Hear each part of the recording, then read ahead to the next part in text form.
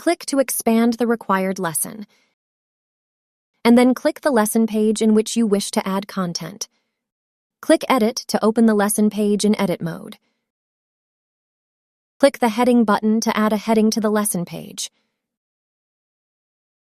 Click the text box button to add a text box in the lesson for adding textual content.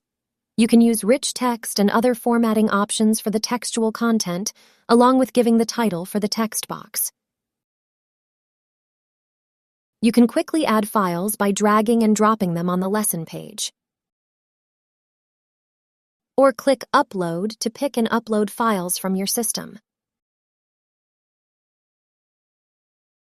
Resize the items as per your requirement.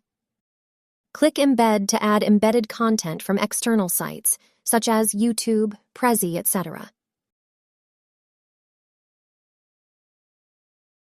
If enabled, you can pick files from file storage services such as Google Drive and OneDrive.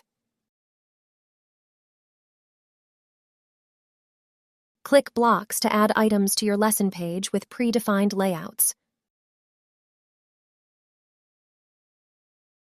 Once you pick a layout, you can add items by clicking on them,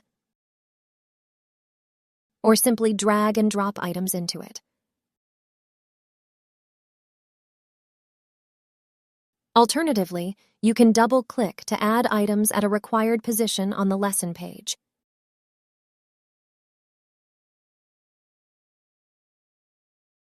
You can style the items using different available themes.